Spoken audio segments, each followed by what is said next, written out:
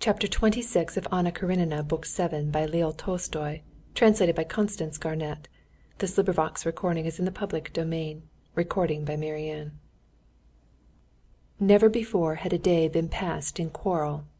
Today was the first time. And this was not a quarrel. It was the open acknowledgment of complete coldness. Was it possible to glance at her as he had glanced when he came into the room for the guarantee?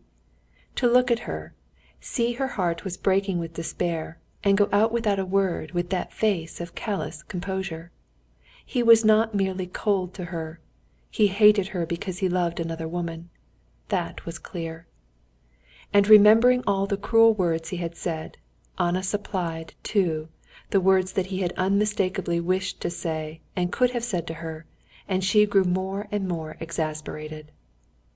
"I won't prevent you," he might say. "You can go where you like. You were unwilling to be divorced from your husband, no doubt so that you might go back to him. Go back to him. If you want money, I'll give it to you. How many roubles do you want?" All the most cruel words that a brutal man could say, he had said to her in her imagination, and she could not forgive him for them, as though he had actually said them. "But didn't he only yesterday swear he loved me? He, a truthful and sincere man? Haven't I despaired for nothing many times already?" she said to herself afterwards. All that day, except for the visit to Wilson's, which occupied 2 hours, Anna spent in doubts whether everything were over or whether there were still hope of reconciliation, whether she should go away at once or see him once more. She was expecting him the whole day, and in the evening, as she went to her own room, leaving a message for him that her head ached, she said to herself, "If he comes in spite of what the maid says, it means that he loves me still. If not, it means that it's all over, and then I will decide what I'm to do." In the evening she heard the rumbling of his carriage stop at the entrance, his ring, his steps, and his conversation with the servant. He believed what was told him, did not care to find out more, and went to his own room. So then, everything was over. And death rose clearly and vividly before her mind as the sole means of bringing back love for her in his heart, of punishing him, and of gaining the victory in that strife which the evil spirit in possession of her heart was waging with him. Nothing now mattered. Going or not going to Vozdvizhenskoe, getting or not getting a divorce from her husband, all of that did not matter. The one thing that mattered was punishing him. When she poured herself out her usual dose of opium, and thought that she had only to drink off the whole bottle to die, it seemed to her so simple and easy, that she began musing with enjoyment on how he would suffer, and repent, and love her memory when it would be too late.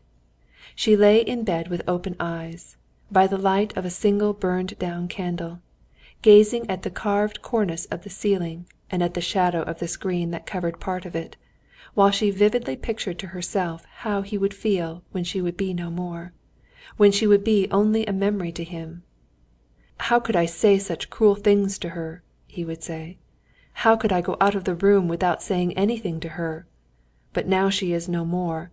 She has gone away from us, forever.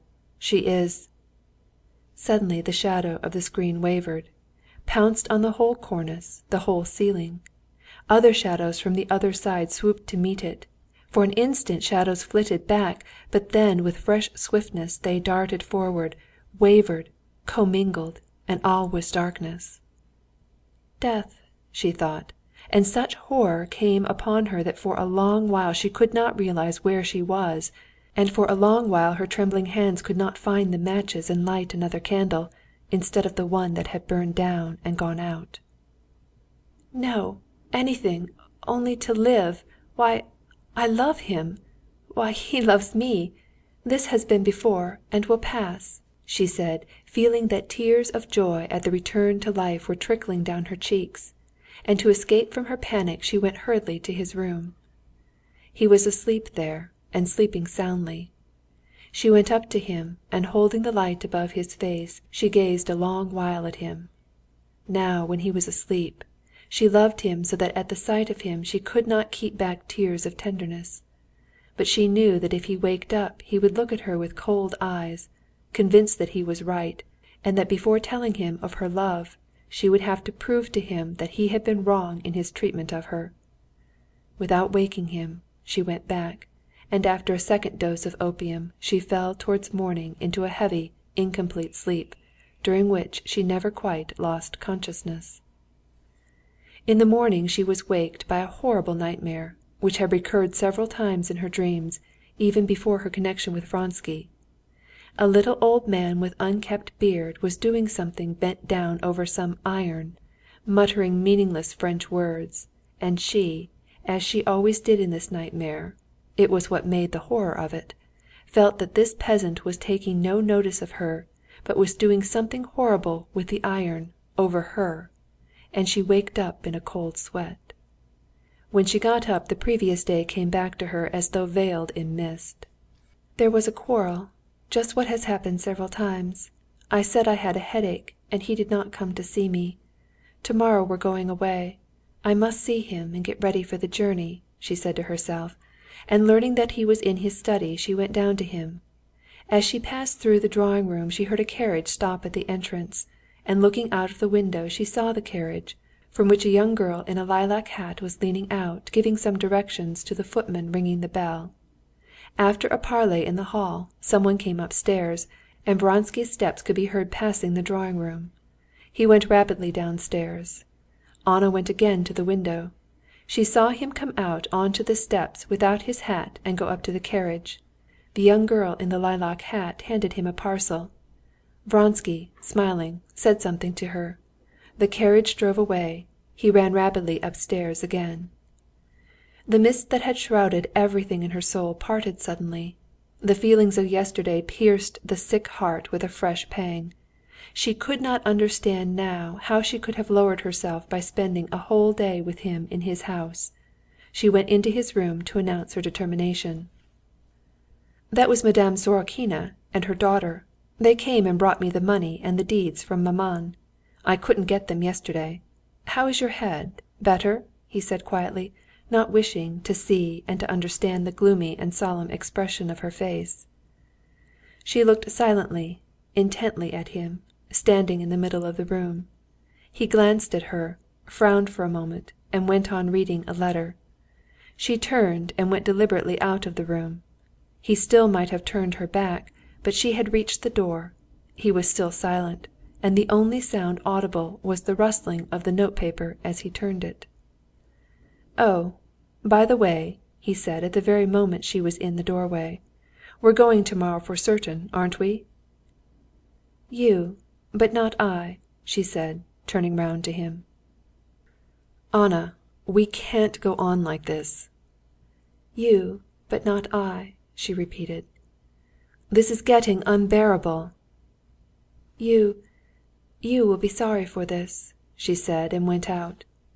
Frightened by the desperate expression with which these words were uttered, he jumped up and would have run after her, but on second thoughts he sat down and scowled, setting his teeth. This vulgar, as he thought it, threat of something vague exasperated him. "I've tried everything," he thought. "The only thing left is not to pay attention." And he began to get ready to drive into town, and again to his mother's, to get her signature to the deeds. She heard the sound of his steps about the study and the dining-room. At the drawing-room he stood still, but he did not turn in to see her. He merely gave an order that the horse should be given to Voytov if he came while he was away. Then she heard the carriage brought round. The door opened, and he came out again. But he went back into the porch again, and someone was running upstairs. It was the valet running up for his gloves that had been forgotten.